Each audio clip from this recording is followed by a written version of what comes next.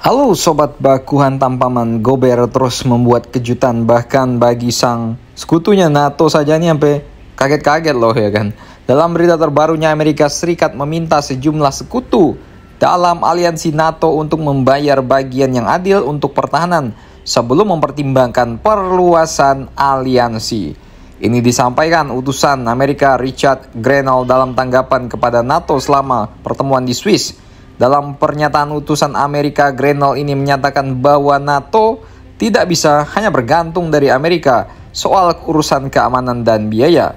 Ia kemudian menggemakan seruan Trump kepada anggota NATO untuk menghabiskan lebih banyak uang bagi budget pertahanan.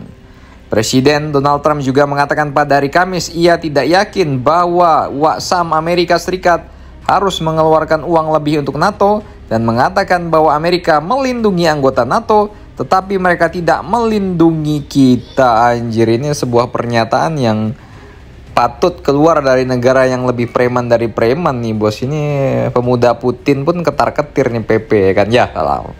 Trump mengulangi tuntutan agar anggota aliansi transatlantik membelanjakan 5% dari produk domestik bruto mereka untuk pertahanan. Peningkatan yang luar biasa dari target 2% saat ini dan tingkat yang saat ini tidak dicapai oleh negara NATO manapun, bahkan bagi dia sendiri, bagi Amerika Serikat sendiri. Anggaran pertahanan Amerika secara keseluruhan memang melampaui anggaran negara-negara anggota NATO lainnya yang berjumlah 816 miliar dolar pada tahun 2023, lebih dari setengah total pengeluaran aliansi secara keseluruhan. Jadi memang Amerika Serikat lah yang nombok-nombokin pertahanan NATO nih bos.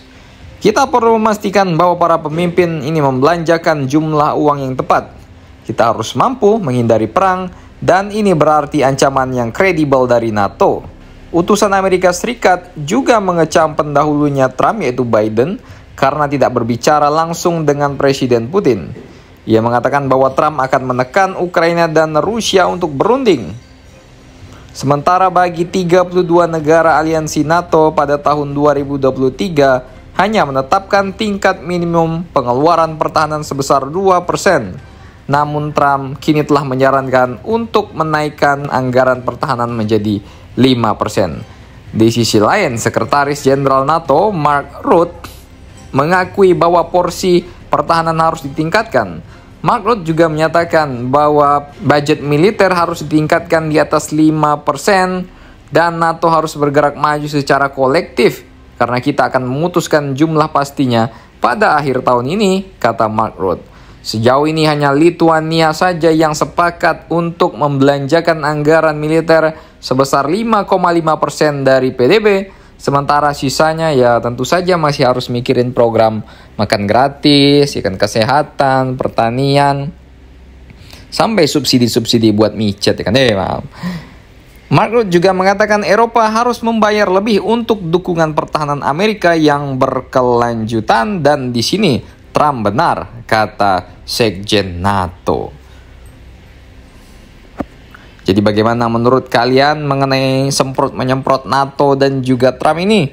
Ya otomatis Jerman yang ekonomi udah agak goyang ya susah bos, bisa-bisa ragil nanti masak pakai kompor minyak tanah ya kan. Maaf.